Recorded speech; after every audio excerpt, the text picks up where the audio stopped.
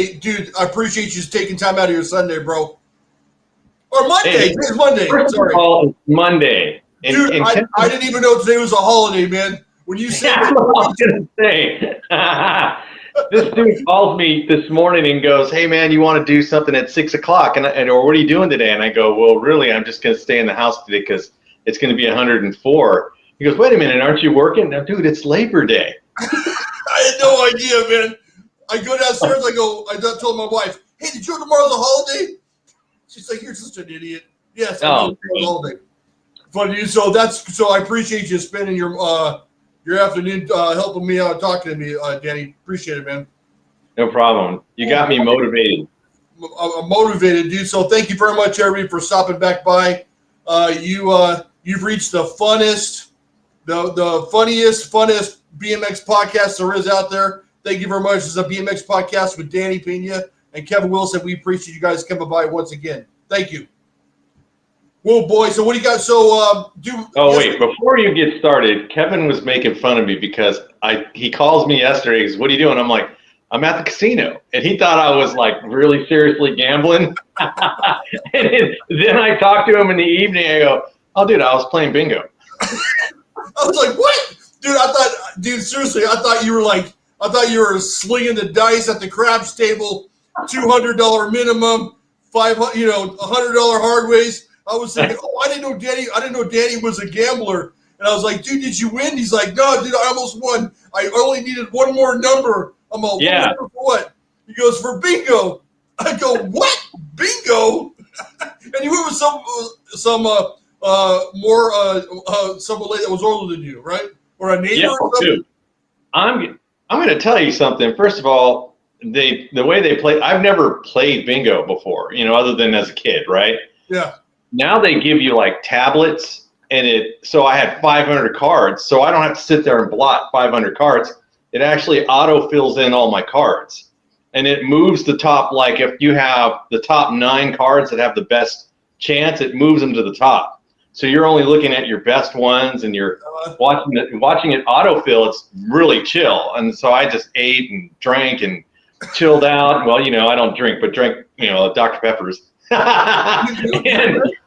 No, I don't drink anything at all, man. Yeah. And so I was like, everything was going cool. I was having a good time. And then I realized, I go, "Man, we got to play 21 games. And so we were there. Me and a friend of mine went, and we were there until, Kevin didn't end until like 4:30, I think. And we got there at like 11 in the morning. So it's like an all day, thing of just. So I have this Marine Corps friend that lives in North Carolina. And he knew that I was into BMX. Now this is way before the podcast, way before any of that stuff. And but he knew that I like BMX bikes. So he was on some job. He's like a home inspector or something. Maybe like some sort of inspection. He does home stuff. And he went to one of his clients. One of his clients had a bike underneath the porch. And the neighbor goes, "Well, you can look underneath the porch. There's a bike underneath there." And my friend went underneath there, pulled his bike out. And it was a Maui Blue, like 85 Pro Performer. Like it looked like someone, It was under a house, right? Under a porch, an enclosed porch under a house. Yeah, so he pulled it out, and it looked like some kid was riding it in 1987, just stuck it underneath the porch and left it there. It was covered in dirt, covered in grease, all this stuff. It was a mess. But it was 100% original. When I say 100% original, it had the original tubes, cables, tires, everything. And he's like, "Hey, is this worth anything?" I go, "Absolutely, it's worth something, dude." So after some back and forth, I posted a picture of it. On Facebook. I said, "Hey, check out, my friend found this. I'm going to buy it from him. Hey, check this out." I was bragging. I was flexing on this bike that I was going to get. Yeah. And I'm not even a free sale guy. And so one of my Facebook friends at the time went through my friends list. I said I put an old Marine Corps buddy has this bike he's going to sell me. And one of these, you know how you got the friends that you really don't know, but they're friends with you on Facebook? Like acquaintances. Yeah. Right. One of these guys went through my friends list and narrowed it down to the dude that I was talking about and messaged him directly and said, "Hey, I'll give you $1,000 for the bike." Whoa! and my buddy emailed me and goes, dude, this guy, one of your friends, emailed me or direct message me saying he'll give me $1,000 for the bike. I'm all, really? So you gotta watch. You gotta watch if you find something good. You gotta watch where you post the pictures. You know, I see people post pictures of like Craigslist ads and say, hey, is this bike worth this much money? And they'll actually use the link, and you know that bike's gonna be gone, even if it is worth something. And you know, someone's gonna snake it out from underneath them. But yeah, I got that Maui Blue Performer, dude, from my friend. It was pretty cool. So somebody tried to go behind your back and swoop it up first, huh? Yeah. Wow. So check this out. Yeah. A couple days ago, I'm gonna see if I can find it. I can always drop the picture in the. I wasn't prepared to talk about this, but okay. A couple days ago, the same friend, that was the first bike that he ever sent me. So ever since then, he sent me probably 100 pictures of bikes within his area. Hey, is this worth anything? Is this worth anything? It's really kind of cool that he sends me these pictures.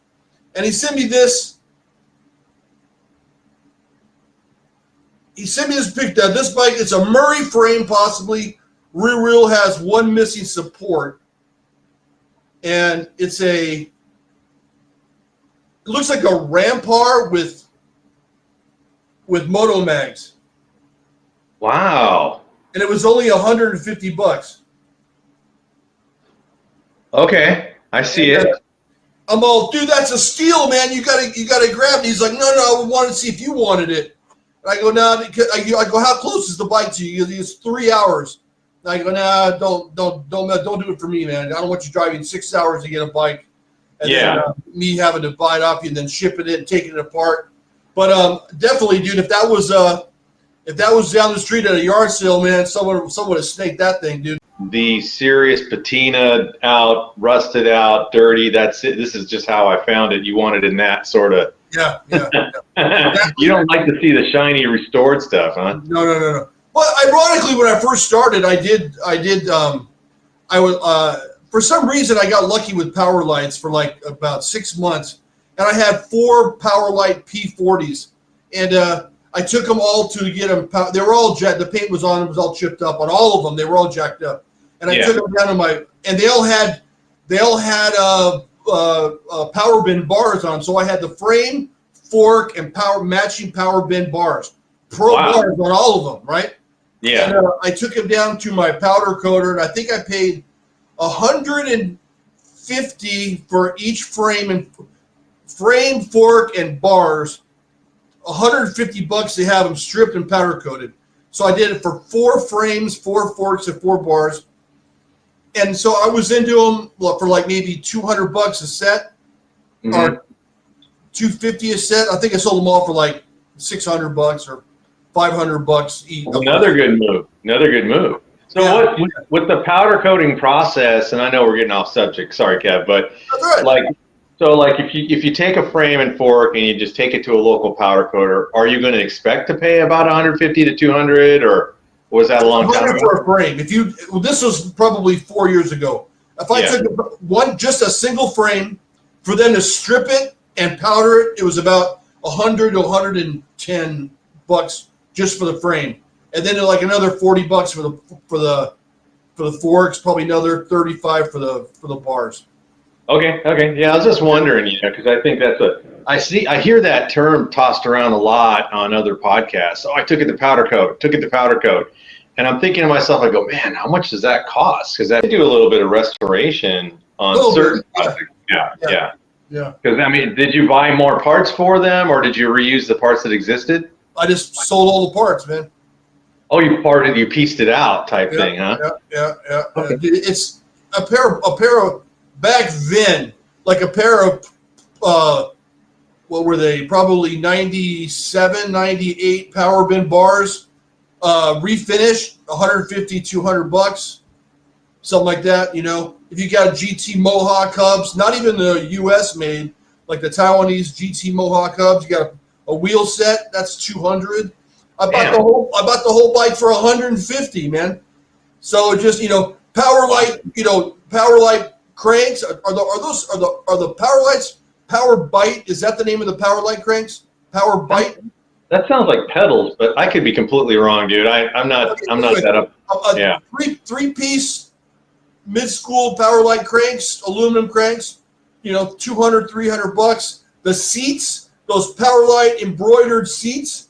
Yeah. Those things were $150 each, and I bought the whole bike for freaking $150, man. So it was just like printing money, dude. It was so easy. Yeah, yeah. So I'm gonna tell one little story. You know how you're into Tough Wheels, right? And we all know that Tough Wheels went on wheelchairs, right? Yeah, yeah. Okay, so have you heard my wheelchair story? Negative. Okay, all right. And the only reason I'm telling this is because we talked about it yesterday, and it's such a funny story, and it's epic in our family. So I'll explain. This is how it goes. So we're probably 12, 13, somewhere in there, 11, 12, 13 in that range. We're walking down an alley in back of Abbey Medical in our city. Actually, we were riding our bikes. Okay, we're riding our bikes down this alley, and we're in back of this medical supply company. There was like 15 wheelchairs by the trash can, and we're all, oh, check that out, dude. So we go over to the trash can. We're looking around, and there's some that are in the trash can, but there's some around the trash can. And they're throwing these wheelchairs away, dude. This is pretty cool. Hey, let's grab a couple. So me, my brother and I, and our friends that were there, was probably 4 or 5 of us. We all took a wheelchair, folded up, and pulled it behind us on our bikes, and we took it to my house, right? So over the next couple days, weeks, whatever like that, we would be riding these wheelchairs around on the street. We'd be doing wheelies and going up curbs, going down curbs, one-handed wheelies. We've been doing all this crazy stuff. And then finally we go, hey, dude, hey, maybe we can go to the market and we can cut in line at the market. So we started having these girls that used to hang out with us, they used to push us around the market, and we would be faking like we were in the wheelchair, right? So they'd be pushing us around, and then people let us cut in line at Safeway. So we thought that was funny, whatever. And then one time we were outside the market, and we were just sitting there kind of BSing, sitting in the wheelchairs. We weren't asking for money, right? But we were just sitting there kind of messing around. And this older guy comes up to my brother and flips him $5. Because this guy thought that we were asking for money, that we were in need, and that we were really unable to walk. Now, please don't judge me. I'm 14 years old, for Christ's sake. Yeah, I'm thinking, I'm like, what were you doing? As God my witness, we were not asking for money. But this guy threw my brother some money. So we're like, hey, dude, how can we make this work? So we go to home and we put our Boy Scout uniforms on, and we come back and we're sitting in the wheelchairs. Now, I just want to make a disclosure that I did not grow up with Kevin. I did not. He's in Southern California. I'm in California. Don't judge, dude. I'm a kid, man. I'm looking for money for beef jerky and for Jolly Ranchers. All right. We go out in front of the market, and we just happen to have maybe some sort of a collection bowl, that if somebody wanted to put something in that bowl, we wouldn't complain. It wasn't like we were saying we're handicapped or whatever, but we were sitting in. So we were doing this for a couple hours. We probably made $30 or $40.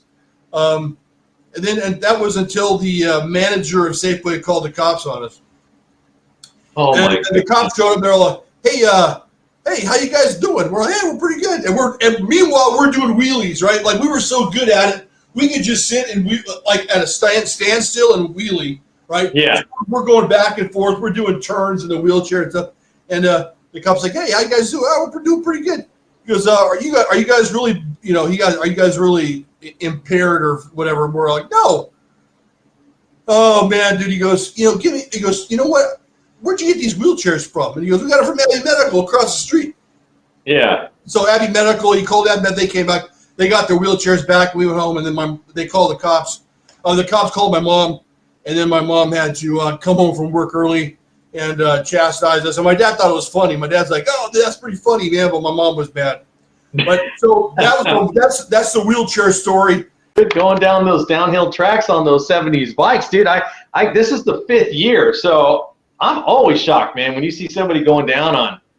Oh, you know that bike that you posted the other day, that Huffy with the number plate in the middle of the frame, and you see guys riding bikes like that, man. Yeah. Down these steep hills. I'm like, wow, that seems insane to me, man. What's insane to me is the Huffy monoshock, like the one that I sold Mike Miranda. I mean, yeah. You got like Tim Littlethorpe racing those things. That's sketchy. I don't know if I want to race a 70s monoshock like the one behind me. Yeah, that's what I was about to mention. Can you imagine going full tilt downhill track on that bike? It would be fun, but yeah, I think it'd be sketchy. It'd be very sketchy, dude. I'm not.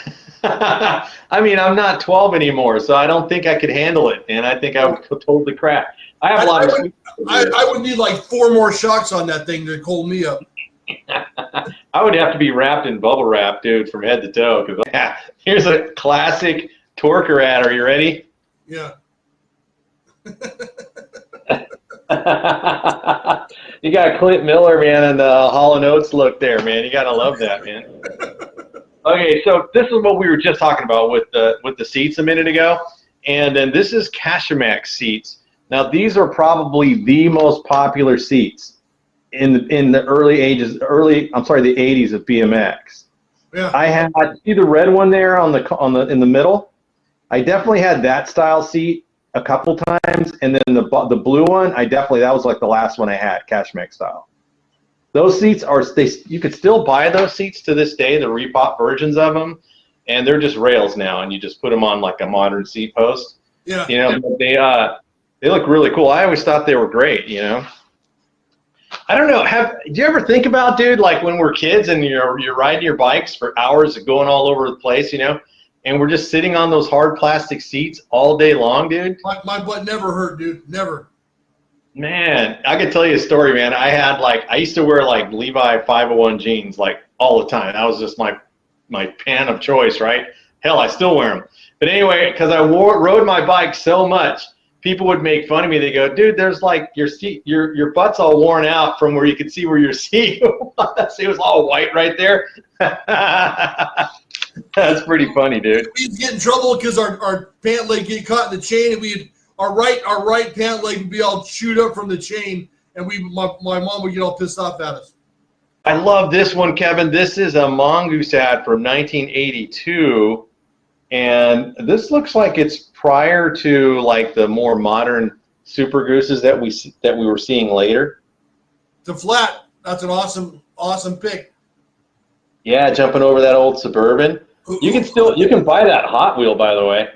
Yeah, I've seen it. Yeah. Yeah, that's pretty cool. If you ever find that, Kevin. That was Cosmola jumping, or who was it? Ooh, let's see. That's a good idea. You know what? It does not say. It does not say who's the rider. It just says, don't try to duplicate it. Or do not attempt yourself. Yeah. Man, awesome shot. Yeah, and look at the bike lineup, man, from 1982. We would have loved these when we were kids, all right? Look at those. Yeah, no problem. Yeah, man, that's such a great shot. That's the one thing. That picture was taken up off the 118 in Simi Valley area. Oh, you're familiar with that? Mm-hmm. Wow. Yeah, they put a lot of westerns up there. Did they really? Yeah, like John Wayne westerns and that type of thing. Ah. Okay, this was one of the trivia ads that I had, or trivia questions I had. It was for Aero clothing, and I said, who was in the ads? And I said, these were the guys that were in the ad. I remember they got Polson, you got Stewart, Greg, and RL. Yeah. And this is all the Aero products that you could have got back then. I don't remember. I know that Aero had leathers, but I don't remember riding Aero leathers for some reason. Yeah, I remember it, but I don't know the availability of it because I just don't remember seeing it like readily available. Everybody was on JT leathers, Max, and there was a lot of Haro and. I was a Haro leather guy. Yeah. I love this ad. We all know that this is Mike Buff on the Thun Cranks. Am I saying that right, by the way? You got called out in one of the videos. Did you know that? Yeah, because I'm saying it wrong, right? What's it called? Tune. Okay. So. Yeah, another thing I got wrong, like I'm saying, because, there was no YouTube, and the stuff wasn't on TV very often, so all you would do is just read it and hope right, you know. So for years I was saying it wrong. Okay, so had you ever did any lake jumping, man? That's the one thing I wish I never had a chance to lake jump. Look at these guys launching, dude. Is that nuts? That is ridiculously bitching, dude. It is. That is so bitching. Do you have any idea where that might be? No idea, dude. But that is, who's in that? It has to be RL. Let's see. It says RL and Kosmala. Yep. Kos is on a cruiser, dude. Look at the height. That is ridiculous. That is sick, dude. That is badass. Man, that is an amazing shot, huh? But you know, our boy Danny V did lake jumping all the time. Did he really? Yeah. I never did it. Yeah. He told a story about when he went in and the bike got caught up. He got caught on the bike and the sprocket came down and ripped his leg wide open, and it was like 40 stitches in his shin or something. He tells a story. If you go on to my old videos, it's called Blood in the Water. And Danny tells a story about getting caught. Yeah, lake jumping. That's just him and Kent, actually. He used to lake jump with Kent. Oh, okay. Well, we got a great Vans ad here. Look at this one. They're on this half pipe. Yep. That's a great shot. And then former Main Bikes team member on that. Oh, really? Yeah, Gary Hazelhorse should be in that picture, right? Let's see. Ron House. Yep. He's on the ramp. Ron's in the air and he's doing that's your boy right there. Yeah. On the right. That's really cool, Kev. You know that guy. Yeah. Well, I don't know him. He was on the team before I got on, but he's a legendary Main Bikes team rider. He was on with when Kevin Keller was on and Kroopy and all those guys. This right here, Kev, this is a GT ad, but one thing I was going to bring up, this is a cool ad, by the way, with all the GT products. You can see there's Frame and Forks, Rob Fate. Now you see this picture of Greg Hill with those blue forks? Yeah. That's the replica bike that we saw at Dirty Fest, remember? Yes. Yeah.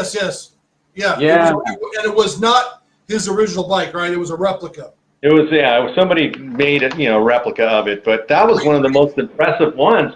And later on, I told Kevin, I go, dude, that looks just like Greg Hill's bike. And then I was scrolling through Facebook like the week after Dirty Fest, and Greg was sitting on it going, man, this bike brings back memories. And I was like, wow, that was. But, yeah, man. Okay, dude, so I guess if we were smart, we would end this early, go relax, and get mentally prepared for tonight because we got a big one coming up tonight. That sounds like a winner to me, man. It'll give me a chance. Hopefully, there's a big announcement coming, and hopefully we will be able to get the exclusive, right? I don't think it's come out yet. Sounds good to me. Yeah. Hopefully. All right, man. So go ahead and tell people what you do when you're not with me, bro. Thank you, BMX. I'm on YouTube under Danny Pena BMX Racing, and it's kind of an example of what I do. I go through magazines, race reviews, all BMX race content all the time, once a week.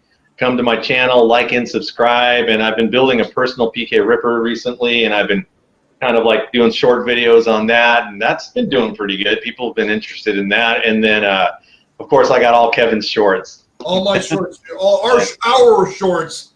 Yeah. And in the last video that we did, I made a comment to Danny. I go, dude, I like this stuff a lot. I go, dude, you love this shit, dude. Yeah. And you do, man. I give you you love it. You love every word that comes out of your mouth. Well, I think both of our right. 100% of the stuff that we say, we honestly 100% really with authenticity, we that's what we think. Right. Yeah, and you love. I don't think I've ever seen a bike that you don't like. Yeah, dude, I find value in everything. Everything, man. Yeah, I did I took one of our clips, and it was a random comparison with Jason. And if you, man, I know you saw it, but it's on my YouTube channel, man. painstakingly put photos for every topic that we discussed, man. Dude, that was 40 pictures that I had to crop and center and put in there and make sure that I put the product that we talked about first. So if I said Eddie King or Harry Larry, I made sure they were in that order. And they were similar pictures, same size, oriented correctly. Yeah, it was great. You did a great job. Yeah, it's funny because Kevin calls me. He goes, dude, that was epic. And I go, man, to do that 2-minute video, it took me 2 hours.